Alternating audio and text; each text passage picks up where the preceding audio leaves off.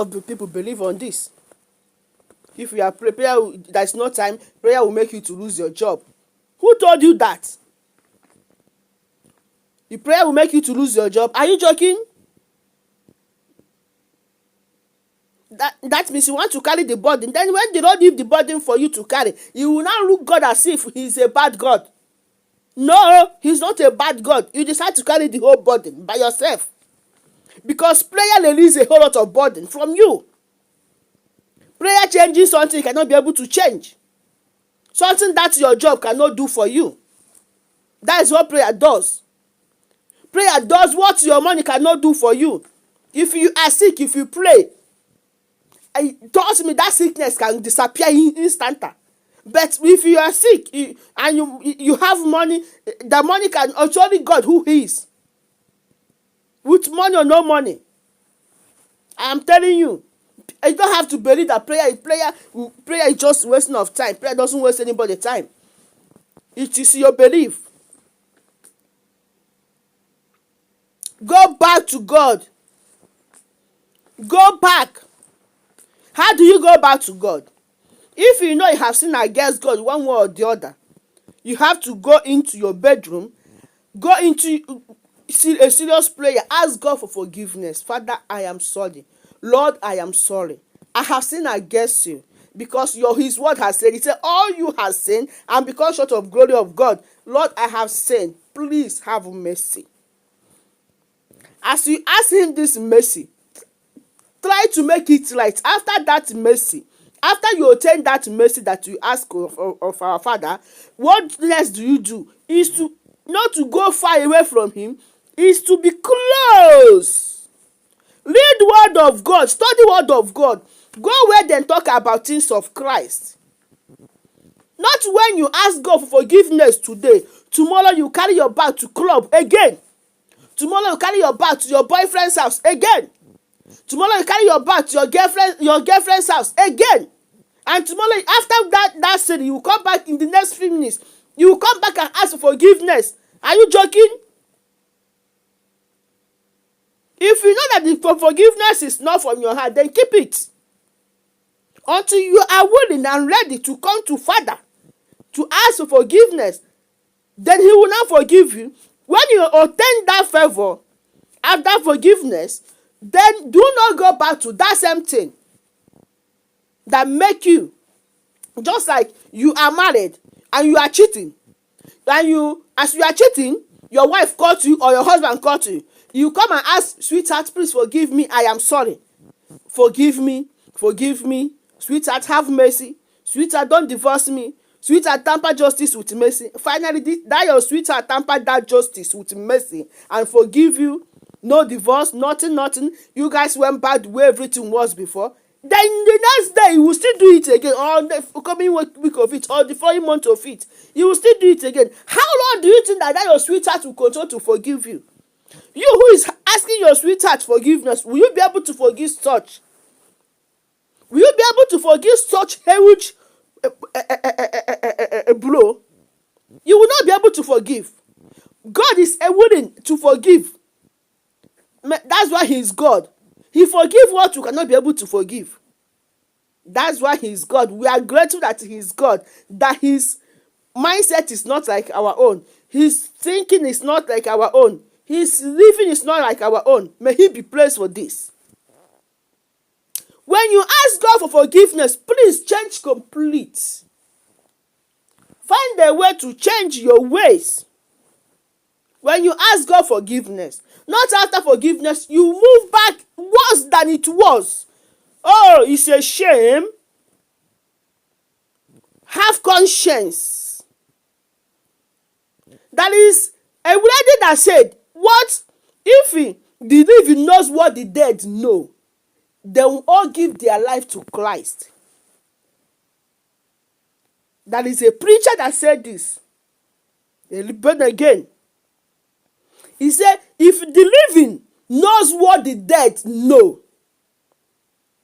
that they will all give their life to Christ.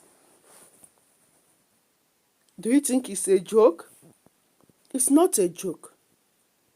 Now, don't say because you're a Christian, It is finished. If you're a Christian, work for it. Work now. You cannot work your salvation.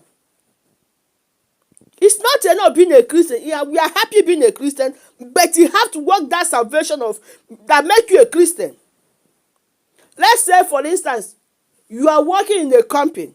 Because you work in a company, you do as you like. You don't keep the rule of the company, because every company has their rule. Now, you will not behave anyhow because you are working in the company. No, if you behave anyhow, the company will kick you out. Do you understand this? So if you are working in a company, you have to behave yourself. That is the same thing if you are a Christian. Work towards it. Every place has their rule. This is the rule of God. This is the law of God. Be obedient. Don't sin. Despise sin. Do good. Love your neighbor as you love yourself.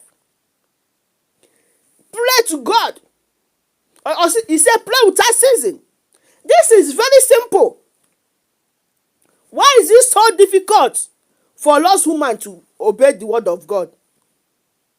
A little boy was saying that we are all rebellious, and if you do not take your time to listen to this child, he will think he don't know what he's saying. But trust me, he knows what he's saying. You know why he said it? Because he said you are a child of God. If you're a child of God, you don't forgive your neighbor, you don't forgive your sister, you don't forgive your brother, you don't forgive anybody, and you don't even love your neighbor. You only love yourself and your family. In fact, what am I even saying? There is a whole lot of people, even in that their family, they don't love anybody in their family. They love only themselves. Is it good? Use your tongue and count your teeth. Whatever comes out, you know it yourself. Use your tongue and count your teeth. Is that what our Father taught us? Is that what Jesus teach us? You know the truth and you're turning it upside down.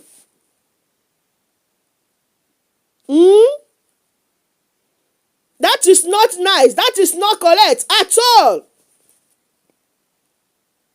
Don't be a rebellious in nature. Why must you be a rebellious child? You are a rebellious child to God.